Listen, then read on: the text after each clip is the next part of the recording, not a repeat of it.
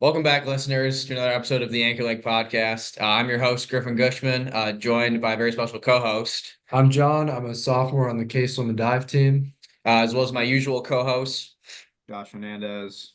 Jane White. Peter Mang. and our very special guest today. Cooper, go ahead and introduce yourself. Hi guys, I'm Cooper Costello, and I'm a first year at the University of Chicago. Awesome, Cooper. Thanks for joining us today. So we just want to get you on here and recap your season so far, coming off a very successful UAA Championships, where you took first in two of your events and earned another top 8 in the 2IM. So just walk us through the meet this weekend, how you're feeling, how you feel about your results, and what comes next for you this season. Yeah, totally. So the big thing for me this weekend was that first night 800 free relay. That was pretty much the only thing that I was training for the entire week out, because I had done one 200 free whole season, and my assistant coach was like, "Cooper, you get to be on the A relay. We're counting on you. We need to win this relay." And so, I don't really do freestyle, but I was like practicing my flip turns. I was practicing my stroke, practicing kicking. I don't really kick when I swim freestyle, so I was practicing that.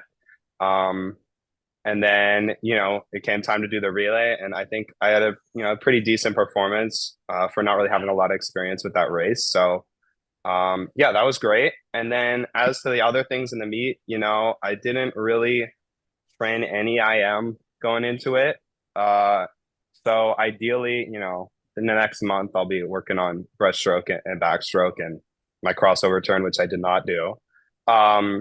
But yeah, so that was a fine swim to IM. And then the fly, I think I was just kind of, feeling out how many kicks, how many strokes in the warm-up pool. And I think I took a little bit extra rest. I took maybe 4 days rest for this. And that helped me get a little bit extra DPS. And so it just worked, like my kick stroke count, so that I had enough air to really be able to, go fast even at the end of my races. So as for like performance wise, I would say it was fine. I was hoping for 46, but I think that'll definitely come at NCs.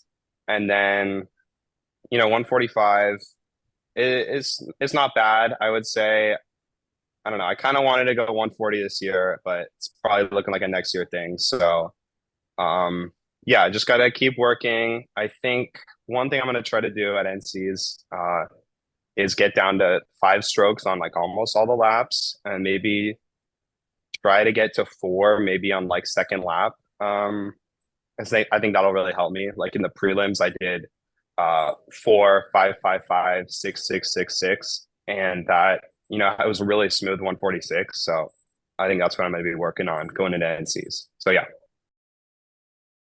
Yeah, I mean, obviously, came away with freshman of the meet honors, things like that. So you can't be too mad.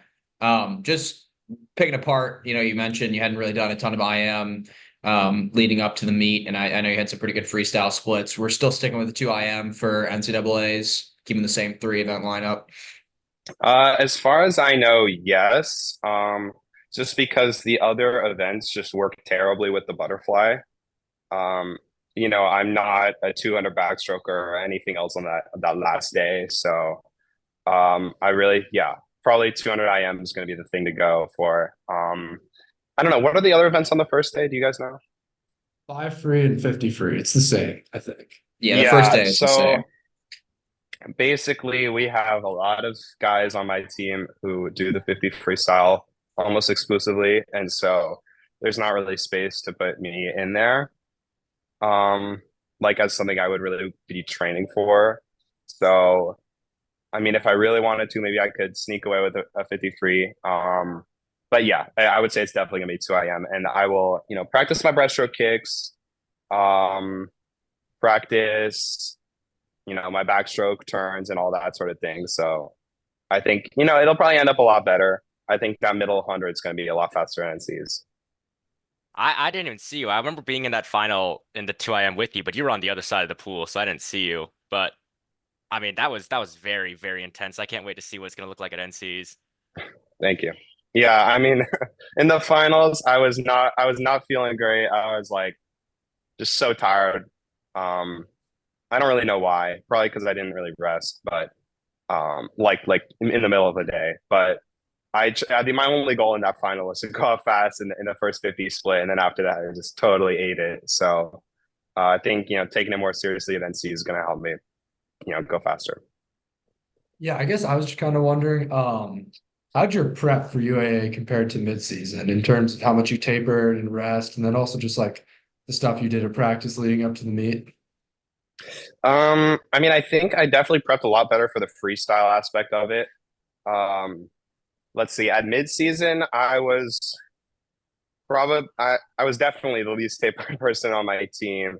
Because I remember we started on Friday and I was like lifting very heavy on Tuesday. And I remember going into the 2 a.m., like it hurt to walk that day because of like the hamstring stuff I was doing on Tuesday. So mid-season, I was definitely not super rested.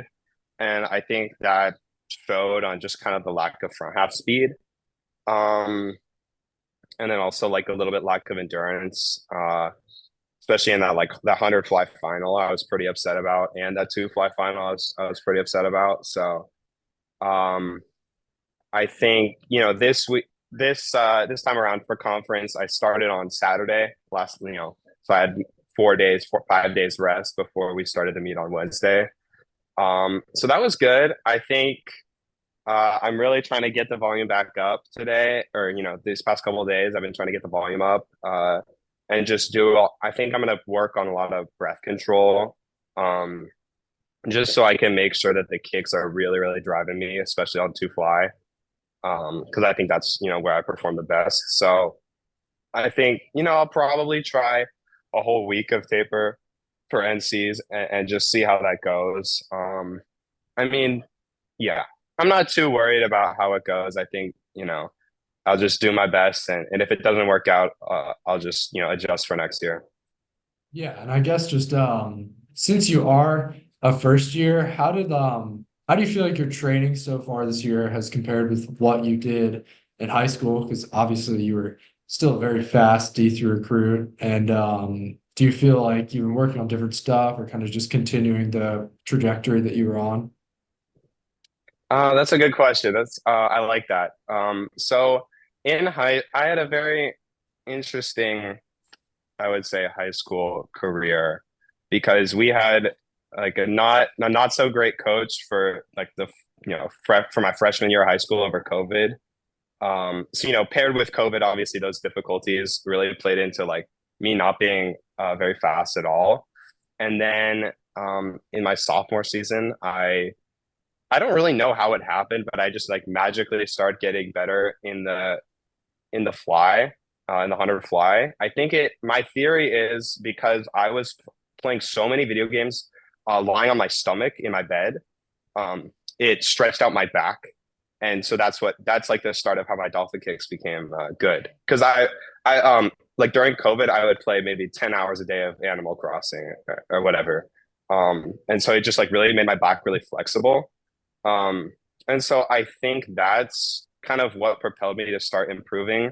And then actually, but the thing that helped me the most, I would say, was just my desire to come here to the University of Chicago because basically, like the smartest people that I knew, that I still know, the smartest people that I know went here, and I was, very, very determined to be able to come swim here because I saw the results from my sophomore year of Jesse, winning 100 fly and I think getting second in the 200 fly. And I thought he was just like the fastest guy in the world. And I really, really wanted to be able to swim with him. So basically, I just trained my ass off. And I don't know if some of it wasn't as effective. I would say we train in a long course pool. Oh, yeah, that's another interesting thing. Our pool at high school, well, our club pool it's like we're not able to renovate it because it's a historic monument in Santa Barbara. So it's only long course. And so we would put these like plastic bulkheads in the middle that like absorb half of your energy when you push off of them. So they were just horrible for like building speed. And we would put them at 25 meters. So basically, I didn't train short course yards until I got to college. We would just be training short course. Obviously, I competed yards, but we didn't train it. And so that was, something that definitely annoyed me in high school. and I think negatively impacted my speed. But I started, I did like obviously I did some amount of weight training, and that helped me a lot, especially like with my confidence, going off the blocks, going off the walls. But yeah, we just did like a mix of training, nothing very specific. Um, and then, eventually I was got fast enough. I held out to the very end and I got recruited here. And interesting story about that is it was like the first week of my senior year. I got like COVID super bad, and I thought I was like laying in my bed, and I was like, oh my God, I'm gonna like die because I couldn't sleep. I was getting like these terrible nosebleeds, like I couldn't breathe. And then I got the email from Coach Jason, like, oh, we selected you, like you're gonna be a recruit for University of Chicago, and I was so happy. And then after that, I think that just gave me a lot of confidence to really race hard. And so that's kind of what propelled me to have a pretty decent senior year. But then for University of Chicago, it's a lot different because we have, we're a very sprint heavy team, I would say. And so switching from like very, I would say, endurance based practices to a lot more sprint focused and a lot more pace focused, especially with the short course yards, was a big change. And then just the access to equipment and weights in the weight room was also a really good change. Like being able to use the bars and all that sort of thing, and having the trainers there really helped me. But I would say, honestly, the thing that helped me the most was the dining halls, because for freshmen, we automatically get enrolled in the unlimited plan here. And so I was actually able to eat enough, and I kind of realized that throughout like the entire like my 4 years of high school, I was not eating enough food. I was always starving and like felt like I was going to pass out. And so I think that helped me a lot, be able to gain muscle and actually have energy in practice. So yeah, and then, yeah, another thing is obviously the recovery is really crucial. So I'm a big believer in the ice baths, ever since I got here. I think they're great. They make me, they make my legs and my arms feel really good. And so I try to do those as often as I can. And I think that's really helped my muscles recover better. So it's just a combination of all those things has led me to be able to improve kind of in all aspects of my swimming. So yeah, nothing really specific other than that. Yeah, that video game story was that was pretty funny. It reminded me of Peter, you got to tell your desk story. We were talking about it today, actually. Which desk story? Hold on. What is this? About During COVID, you told me this like freshman year, like that you would just like literally like roll out of bed and sit at your desk like all day during COVID, and then you would like swim on the tether outside and then just like come back in a game. I Oh, swear I remember you telling me this yeah, like yeah. in Burger M like freshman year that you would just like Oh, not move. yeah, I do remember this. I mean, you guys know me well enough. Like, I'm not gonna go outside if I don't have to. So I would just like, I would stay at home, right? I'd just be like gaming on. I wouldn't like lie on my back or on my stomach, I mean, which is probably why my fly is ass. But I would sit in a chair and just like game at like my computer. And I have like this like really small like pool in my backyard. It's tiny, right? So I got this tethered off of Amazon. I'd like tie it to like one of our umbrellas that's like weighted outside, and I would just like swim for like 30, 40 minutes every day, just like on a tether during COVID. And that, I mean, that kept me in shape enough to get back in the water and be all right. But desk yeah. story, I didn't. Well, you told me like, oh, like I'm like even move my desk like closer to my bed so I didn't have to like walk as far during COVID. Yeah, that might have happened. Anyway, Cooper, I thought it was interesting how you talked about the dining halls and like better nutrition. Are you a big fan of the Chicago dining halls? Like, do you feel like the food they serve is good for the swimmer diet? Yes. And let's see, taste wise, it's never been known to be incredible. Um, there's one thing that's always good when they have it, and that's the like the fried plantains. But as for nutrition, I would say it is probably the best of the best, in my opinion. I don't know if you guys know this YouTube channel, Talent Fitness, but they do like tier lists of nutrition for like every type of food group.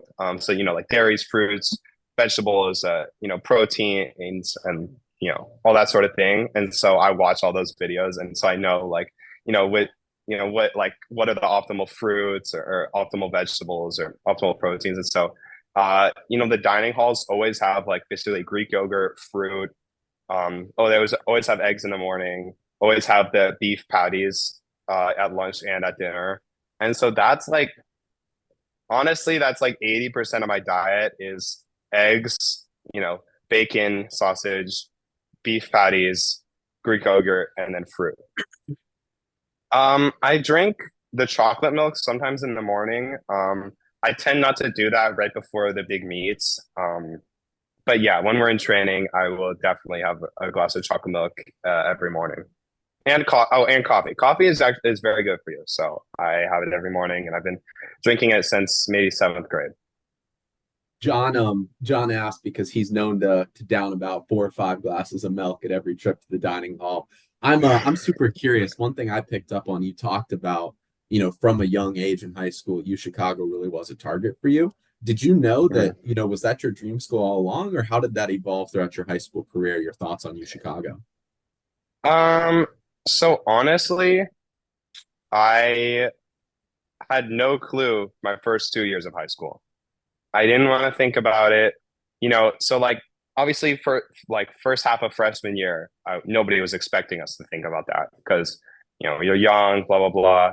And then COVID hit and I just, sort of got lost in the sauce, so to speak. I was just, playing video games and doing whatever. Obviously I was still swimming and, doing as best I could in school, but I didn't really want to like take on that responsibility. I think that was a big thing for me was I like really was scared of taking responsibility for things when in high school. And so like eventually my mom or like my parents were like, you need to like figure this out, at the start of my junior year or whatever. And so I knew this kid from my Latin class from freshman year. He was literally like the smartest guy I had ever met. I knew he was going to University of Chicago. And so, that was like obviously on my list. I think I've been always someone who cares a lot more about the academics, just because I like being challenged. And, obviously swimming is incredible, but like there's so many more levels to academics and what it means to be like challenged, like academically. And so that was always the focus of the academics. And so I was obviously filtering by schools that I would be able to swim at, but then also like the top tier academic schools. And so I looked at the swimming program and I thought, obviously with Jesse and all of that, it looked really incredible. So I was pretty much just dead set on going here. And I also, another thing that played a role in this was in junior high, or I don't know if you guys call it middle school where you're from, but went to some like national math competitions that were here in Chicago. And I just loved the city. I had so much fun like exploring. And so that was another thing I was like, I already knew I would like it here. So yeah, kind of all those factors combined just made me sure that this was going to be the right choice for me. And so I was dead set from, winter of my junior year. Sounds good. All right. As a fellow person who likes the two fly, what's your favorite two fly training set? Or like do you do them? Like or like not obviously Oh, you do them, but like do you have one? I avoid training to fly. Oh God. Really? What does that even mean? Like um, like uh, like a I don't Oh know, yeah, like a you class. guys don't know. Yeah. So basically I am someone who does not have good endurance. I have a very like I know I guess maybe when I swim it seems like I'm strong, but I have a very weak body. Like it's very like I can't run very fast. I'm not very athletic. I don't jump very high. Things like that. And so I can't really do like like big fly sets. Like, um, after 250s, I'm like, I don't really want to be doing this anymore. Basically. So I remember like that's one of the things that actually made me slow in high school was our coach would just make like like a normal like a fly set that would be like normal endurance training to anybody else, but I just like literally couldn't like perform well on it. Um, and so basically I don't know. I don't really like have anything specific that I train for fly. It's genuinely only just the kick counts and the stroke counts. So whether that's doing a 25 at the right kick count and stroke count, or a 50, 50s, like 50s on 110, I would say that's that's the thing I like the most. So, if I'm really feeling good, I'll do like 450s on 110. And then I like Man, you have 75s me off the ball. Sorry, what's you that? have me out here questioning like my whole life. I like unironically did 40-50 space fly on That's a a minute. lot. That's so impressive. Yeah, I No, no, remember no, no, no. I Like I just think it's like so interesting because like I mean you're like faster than me in the two flyer. You beat me at UAAs, but like I just think it's really interesting how you got so good by like focusing on the details. But yeah. yeah, so I think I don't know, part of my swimming philosophy is like you kind of you become fast by swimming fast. So I don't train the endurance in fly. I just train the endurance on like terrible freestyle sets where I'm going slower than everyone. Like if we're ripping 200s in practice, I can maybe get like 2 minutes to a one in a 200 free. Not off the blocks. Obviously, off the blocks, I could go a Yeah. little bit faster than that. But like, if we're just going from a push, like I can go to, not really under 2 minutes. And so that's kind of how I build up the endurance. And then in fly, it's pretty much only like that intense like speed Yeah. that I work on. So let's say you do like 450s on 110. Like what will you Yeah. try and go on those 50s for fly? I mean, it just depends how I'm feeling. Like, Yeah. if I'm On a feeling good day. bad, On a like good day. like in season, In season on a good day. Like you feel good, okay, I would try to 450s. hit 26 low, maybe All something like right. that. Sounds about right. Yeah, sometimes when I'm not feeling good, I go 27s and I'm like, that's okay. Like I did my Yeah. best. Um, and then some days I'm feeling great and I go like 25 fives and I'm like, this is good. I like that. So do you think like, I mean, you kind of alluded to it a little bit, but like the higher yardage approach in high school is like actively holding you back, and you're just like somebody who like responds really well to like lower yardage. I mean, I'm not like a sprint revolution guy, so don't, I mean, that's not what I'm trying to say, You don't have a but poster of Brett Hawk in your dorm? I don't have any posters in my dorm. The only thing I have is strings of peppers that I grew.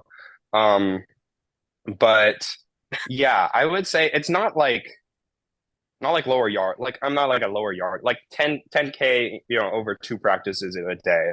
It's fine. But it's just more like that, like the endurance aspect of like, am I getting rest? Is pretty much what I care about.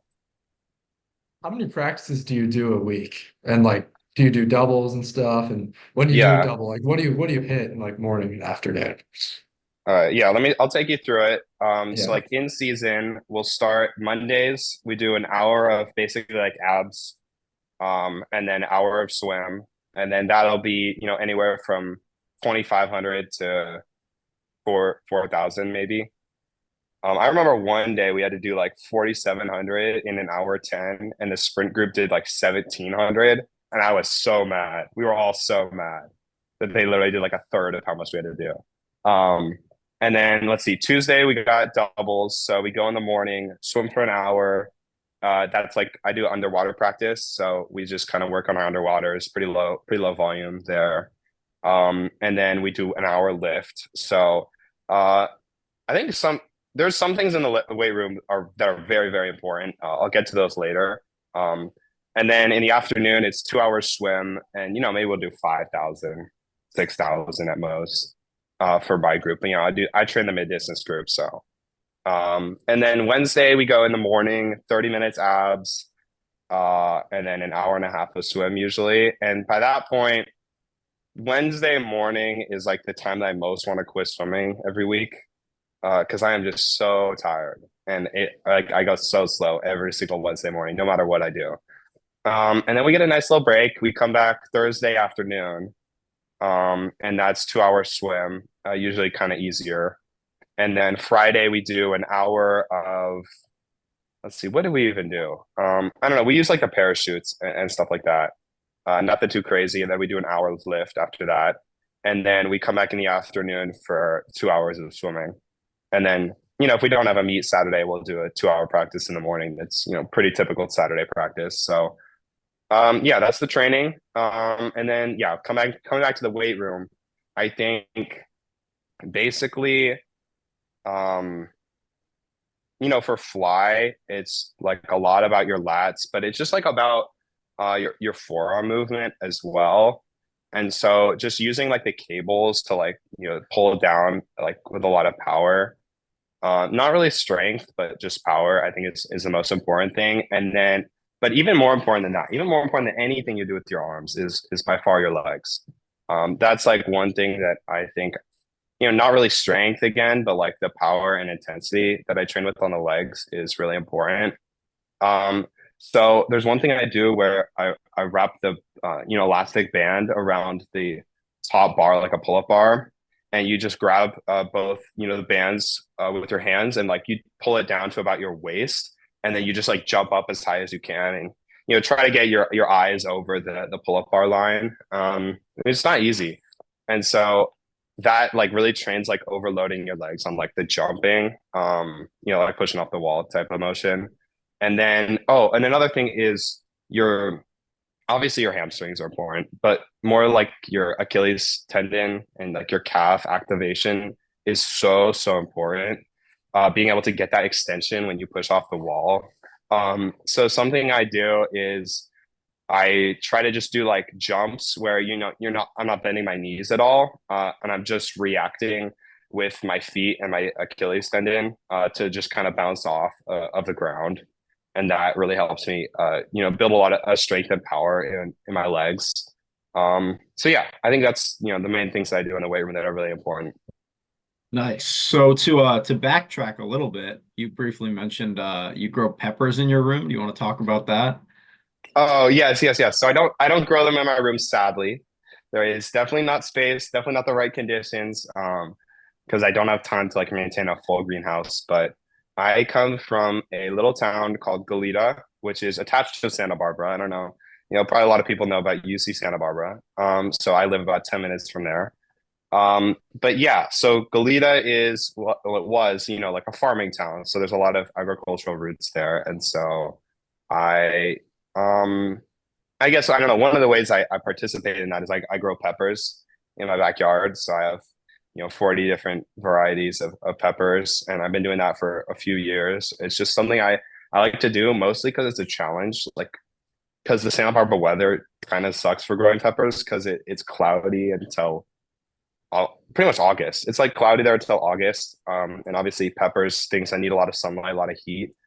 But then also like they just look so cool. Like I love the look of the fresh pepper pods. So that's like, a big hobby for me is growing the peppers. And good news is I'm staying here to do research over the summer. And so I'm planning to start up a couple plants, a couple pepper plants pretty soon because it's actually getting warm here in Chicago, which is great.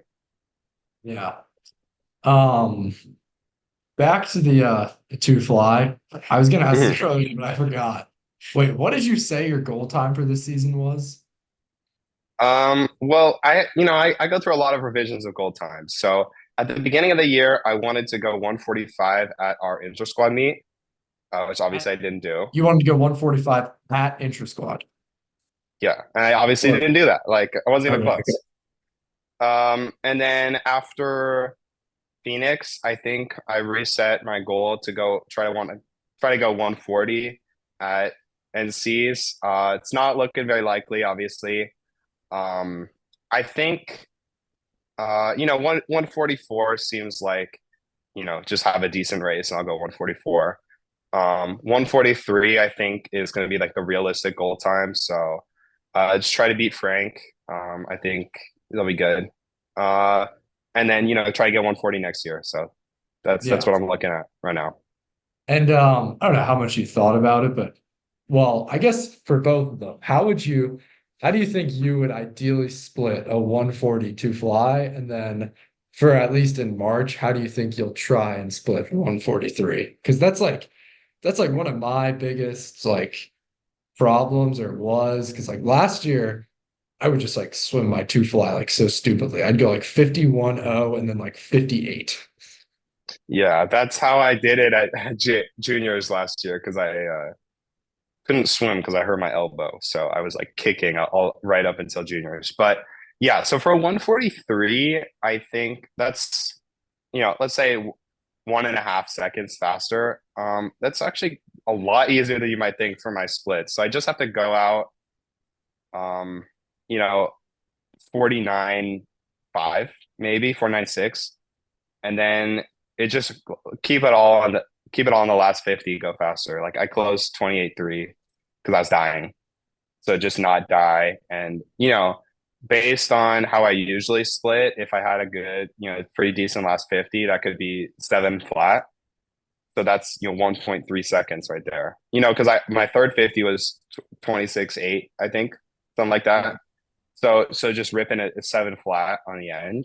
And then I'm there already. Don't even have to go faster on the first 50 or anything.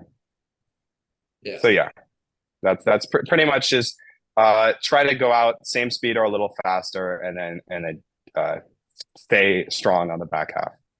And then let's think about the 140. How do you think you'd split Yeah, let's think that? about the 140. Okay, so basically the 140 is going to require obviously that I'll be able to go 46. I'll be in Yeah. 46 range. Because you'll need to take it So out 48, like flat 47 high. yeah, exactly. And so, I've dropped, let's see, already a second and a half in my 100 fly this year. Yeah. So obviously, unlikely that I'll drop another full second and a half. But let's say a second. That's like a hopeful guess. So that would put me at a 46.3. So going out 48.0 wouldn't be crazy. Like I'll say that. Like 48.0 would not be too crazy, especially with a little bit more endurance training. So let's see, 48.0, and then I would just have to close in the 52. Like 4.5 second difference, like that's pretty normal for a two fly, or not too crazy at least. So Yeah. I think if I work hard, that's really not out of the picture for next year, I would say. Yeah. And I Oh, just sorry, have can I to just oh yeah. can I just say one No, more you can thing? say one more thing. Yeah. So a big part of my butterfly actually that I forgot to mention, that I totally should have mentioned, is my inspiration, which is David Schmidt and Colin Gear. These guys are obviously not exactly my rivals because they're way faster than me, but they were the people that made me realize like that there's really levels to it in the fly game. Growing, they're SoCal guys. David goes to Harvard right now. He just set the team record, I think. And then Colin is at Michigan right now, and he's doing great. They're both having great seasons. And I think, yeah, David's at a 142 this year. Colin's at a 143 this year. So ideally, I'll try to pass them up. But yeah, they're so helpful. They give me lots of advice all the time whenever I ask for it, and they're so supportive. So that's another big part of my, how I get hyped up and try to improve in the two fly. Yeah. And then one thing I just have to ask, I know this is a D3 podcast, but let's say you like literally went 140 as a sophomore in college. Would you not want to like try and go D1? Because you could like win it. No. That's dumb. No? Yeah, I think that would be How a is that terrible dumb? decision for me because I could have gone D1. Like I mean, Yeah. I'm not obviously not like a great D1, obviously not, but I like I went to this school very specifically because I wanted to be with like the smartest people that I like, literally the smartest people that I could find in the country. And I think I found that. And so no matter if I was 137 next year, I wouldn't even think about transferring. You're too in love with the game of D3 swimming. Yes, I'm so in love with University of Chicago specifically that like I could never imagine myself anyplace else. Like, yeah. Based. Yeah. Based. All I right, would respect would you try, Cooper? Mhm. Would you try? Because UChicago does have an outstanding invitation to join the Big Ten. Would you push as hard as you can so you could compete at Division I NCAAs in the Big Ten? Okay, Big Ten, that's with Northwestern, right? Yeah, Yeah. and Okay, Michigan. I do have a score to settle with some Northwestern guys, You could so you could race your maybe I bullet would. in Michigan. I could Yeah. race my boy. Yeah, I could race Colin. That'd be fun. He would probably destroy me, but yeah, that'd be I don't great. know, man. But yeah, I just looked up these guys' time. I was like coming out of high school, like you were like in the high 140s and they were in the low 140s, and you like already closed the gap halfway. So I feel like if we just give it like another year, just like wait. you low key be on their level. Okay, That's like saying I I'm going to close the appreciate gap that. on 8 days. I appreciate that, but these guys are about to pull out something different because, you know, listen, David Schmidt in specific, he's like got the most like natural fly I've ever seen. Last year at sectionals spring, um, he was like nobody was having a great meet, and legend has it he was like sick for the entire week. His teammates were telling me like, "Oh yeah, he's been swimming in his own lane the whole week. He's just been sick." And come finals, right? I was also kind of sick, so I only made the B final. Swam my race, and I was cheering for my friends in the A. He goes out 49.8.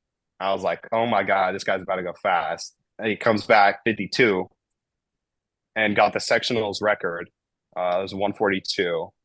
And my mind was just blown. So I think David Schmidt specifically is going to have a fantastic IVs and, probably qualify for NCs and go as well. So just watch out for that. Out of curiosity, I don't know if this is classified information, but what's your score to settle with the Northwestern men? Does it have something to do with your dual meet? Yes, it very much does. So we were at training trip with them, and I may have talked a little bit too much trash because I got like absolutely killed in that 200 fly. They were suited, I was not, but that doesn't matter. I should have beat them, obviously. If I was good, I would have beat them unsuited. And so I think, obviously no like personal like actual beef, but like yeah, that definitely next year. Hopefully, we can secure the dual meet again, and I can come back and beat him. So here's another question because I was reminded by the Northwestern meet of the new pool record from Jesse. How was like this second semester of training with you and Jesse like on training trips? I know he was like studying abroad first semester, and then like he like dipped out to Doha last week and stuff. Like, have you guys like Yeah. still been like training together very much? And what's that been like? So honestly, not too much. He's been here for, honestly, it's been like a month. It's been about a month that he's been able to train here because we started school on the first, and then he left like maybe 5 weeks, 6 weeks that he's been training here. But he always goes in the sprint group because he's always been more of a 100 fly first, 200 fly second kind of guy, and then I get thrown in the mid D because the two IM and two fly are kind of better for me, and so I don't like I rarely train with him, but I would say when we do, it's really great. It's a really great opportunity, especially like when we're ripping like 25 sprint to be able to race a guy who just has like such a great instinct and pull for the like feel for the water on the fly. Um, so yeah, I'm looking forward for him to come back. He's swimming. We have our like last chance meet, and he's actually doing a 100 fly there. So that's something to look out for this weekend. A little preview. I anticipate, Jaden. Yeah, Midwest, Jaden I will be So anticipate. there. Jaden will be Push, there. yeah. Okay, great. I anticipate, obviously 46 low or something like that from him. So I'm really excited. I think, he knows how to bring the intensity, but then also, just have fun with it. So he's great to be around. He's a great person. And yeah, I think obviously he's had a really big impact on our team. And so yeah, I'm looking forward to him coming back. I haven't actually seen him. Apparently he was back yesterday, but I haven't seen him yet. So yeah. and you said your pool was long course in high school, right? Yes. Los Baños del Mar pool. Yes. All right. Isn't it? Didn't you say it's like 2 feet deep or something too? So it is, I think 4. Yeah, I think we maybe get 4 on the shallow end. It's fine. The diving's fine because we have a deep end. Yeah. The diving side, feels great. Yeah. But then I don't like, I couldn't explain to you why our pool is so very terribly slow, but it just is like, it might be because it's like dirty and there's like palm fronds and like leaves and like insects or whatever in like just sitting at the bottom. Um, but they have started to do a better job of cleaning it. But I don't know. It's just like not a pool you want to go to swim fast at. I don't know really. I don't know how to explain it. It's just like a magical power, and it's like it has a reputation in Southern California. You can go to like the people that swim at our pool, and all of them will tell you that like they don't want to do it because our pool sucks. Yeah. I'm not a big fan of shallow pools myself. Like I don't know why. I just sit there and I look at the floor and I'm just like, ugh, why is it so close to Yeah, me? totally. And also like on the backstroke, put like when we do the bulkheads, sometimes we're in the shallow end the whole practice. And so you're pushing off backstroke and you just like scrape your shoulder on the bottom or whatever. It sucks. Not fun. I'm super curious. Super cool to hear you talk so much about, D3 and more specifically UChicago. That'll definitely be something that we can maybe clip just because, a lot of the mission of what this podcast was to show people that, there are a lot of things to, take advantage of with D3. I'm super curious, like give the listeners a little snippet of what, life outside of the pool looks like for you. I know you mentioned some research this summer. Talk about that Yeah. a little bit for us. Totally, totally. So life outside the pool for me is extremely busy. I don't know how the classes work for you guys, but we're on quarter system. So that means that it's obviously very fast paced and I'm doing 4 classes. So, pair that with swimming and I just don't have a lot of time to do any like clubs. Like I heard on all the other podcasts, like people do all these like great clubs and, all these organizations. But I just don't have time for that. So basically, I'm in, 4 classes right now: chem, math, philosophy, and French. I'm a double major French and chemistry. And so I think the chem is, obviously the biggest portion of my time. I went into University of Chicago having taken, honors high school chemistry. So really not a very advanced background. And actually a funny story about that. The only reason why I took that class in high school was to try to sort of fake get recruited by MIT so I could pressure UChicago to recruit me more. But then, obviously it worked out with UChicago, so I didn't have to do that. But then I went in and I had, my new smartest person I've ever met was my chem professor last quarter. And he just like the way, like the passion that he talked about everything that he was teaching us was just really insane. And I loved it so much. And so it made me want to like pursue chemistry. I went in as like French and history planned for my majors, and I just like totally changed it up. And so, yeah, he does his lab. That's the lab I work in right now. Actually, it's 2D electronic spectroscopy. So basically, we model like the quantum dynamics of a lot of different materials. Actually, just kind of seeing how energy gets distributed through different molecules. So we have people working on quantum dots. We have people working on photosynthetic cells. So basically, like how things in like cyanobacteria or plants can funnel in the light into like a reaction center to generate energy in like the photosystems. And then we have other people working on actually this new molecule that I had never heard of before called a molecular jackhammer, where basically it when it gets excited by light, the whole molecule vibrates like in one motion, and it's an extremely effective cure for like tumors, like to kill tumors, because one of the types of molecule is activated by infrared light, which can go up to 10 centimeters into the human body. And so basically you can just I guess essentially like inject the molecule into a localized region and then activate it from infrared light and then just like instantly destroy tumors. And so we're kind of working on modeling how the dynamics of that works, like on the ultra fast time scale. So as I like to talk about, basically we're measuring interactions that happen within femtoseconds. So it's really great research. I've only just started, obviously, because I'm a first year. I just started in January, but I've been learning a lot and I've been getting a lot of experience in the lab. And so, yeah, basically every second that I'm not spending on homework or swimming or eating, I'm, down in a lab that's underground, which is great. Sometimes we're working on the lasers. Sometimes we're trying to grow cells. Sometimes we're doing research, just like online. And so, yeah, it's great. Yeah, Thank you. kind of just to follow up, this is like not swimming related, but how is UChicago and how have you liked your experience there so far? Because obviously it kind of has a reputation of like something about fun dying, but Yeah, where fun goes to it die. seems like honestly a pretty decently fun school. You seem to be enjoying it, so Yeah, it's a great time here. I think there's truly, every school says this, but there's really something for everyone here. Like whether you like going to parties or you're like me who doesn't ever go to parties.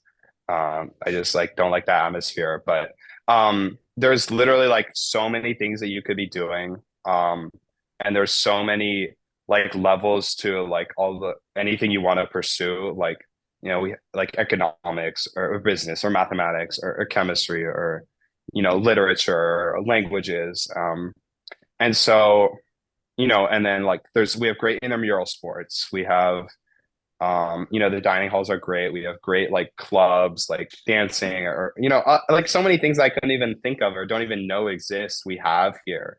And obviously, like the faculty, the school is excellent. Your classmates are excellent, and there's always like people that you can connect with that are really fun to be around and really cool. Um, and so I feel like it makes it really easy to be successful here, and I honestly just love it so much. Yeah, I mean, in that vein, you mentioned your friends, your teammates, your professors even. I guess we always like to end off the podcast on a note of like you can shout out anybody you want, bring up, any story, plug something that you want to tell the listeners about. So, sort of in that vein, what's on the mind about UChicago? Who do you want to shout out here? Okay, yeah. So I want to shout out my PI, the guy who runs my lab, Greg Engel.